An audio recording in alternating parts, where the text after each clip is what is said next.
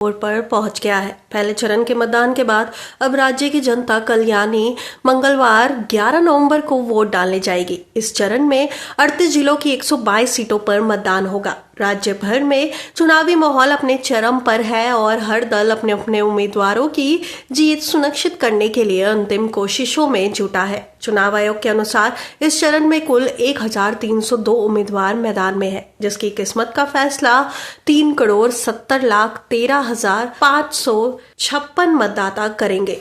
इसमें 1,95,44,041 पुरुष, 1,74,68,572 महिला और 943 थर्ड जेंडर मतदाता शामिल है। ये संख्या बिहार के राजनीतिक परिदृश्य में इस चरण को बेहद अहम बनाती है, क्योंकि यही वे सीटें हैं जो आगामी सत्ता समीकरण तय करने में बड़ी भूमिका निभा सकती है। मतदाता को शांतिपूर्ण और निष्पक्ष ढंग से कराने के लिए चुनाव आयोग ने व्यापक तैयारियां की है। पूरे राज्य में 45,399 मतदाता केंद्र बनाए गए हैं। सोमवार शाम तक सभी पोलिंग पार्टियां अपने अपने बूथों पर पहुंच जाएगी, ताकि मंगलवार सुबह 7 बजे से मतदान की प्रक्रिया समय पर शुरू की जा सके। आयोग ने सभी जिलों के अधिकारियों को निर्देश दिया है कि किसी भी तरह की तकनीकी या प्रशासनिक लापरवाही ना होने पाए। सुरक्षा के मोर्चों पर भी कोई ढिलाई नहीं बरती जा रही है। भारत नेपाल सीमा को पूरी तरह सील कर दिया गया है, ताकि बाहरी तत्वों की दखलंदाजी को रोका जा सके। सीमा पर विशेष निगरानी टीमों की तैनाती की गई है और सभी वाहनों की सघन चेकिंग की जा रही है। दूसरे चरण के मतदान के दौरान सुरक्षा के लिए सीआरपीएफ की 1500 से अधिक कंपनियां तैनात की गई है। इसके अलावा बिहार विशेष सशस्त्र पुलिस बल यानी बीएसएपी की 50 कंपनियां, करीब 20,000 प्रशिक्षु सिपाही और 22,000 से अधिक होमगार्ड जवान, दफादार और चौकीदार सुरक्षा ड्यूटी पर रहेंगे। इन सुरक्षा कर्मियों को संवेदनशील और अति संवेदनशील बूथों पर विशेष रूप से तैनात किया गया है। चुनाव आयोग का स्पष्ट निर्देश है कि किसी भी मतदाता को डर, दबाव या प्रलोभन में आए बिना स्वतंत्र रूप से मतदान करने का अवसर मिलना चाहिए। इसी के तरह हर जिले में निगरानी दल और फ्लाइंग स्क्वाड की टीमें भी सक्रिय है, जो आचार संहिता उल्लंघन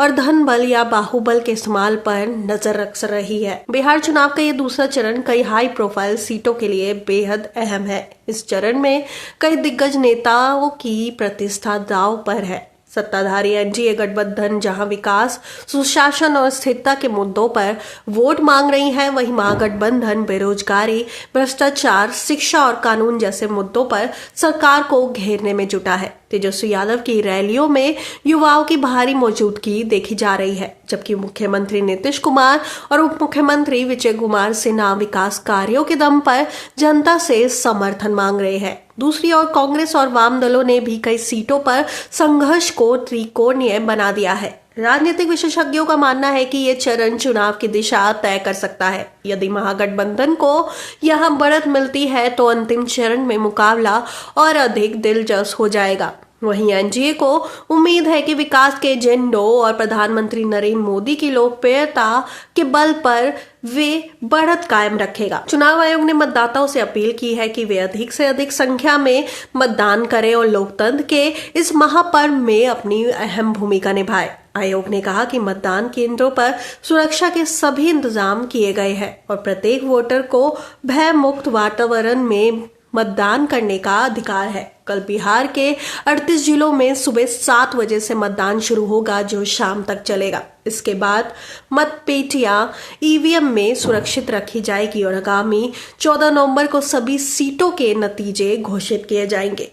राज्य के राजनीतिक गलियारों में अब हर कोई कल के मतदान पर नजरें गड़ाए बैठा है, क्योंकि ये चरण तय करेगा कि सत्ता की डगर किस ओर जाएगी, विकास की राह या बदलाव की पुकार।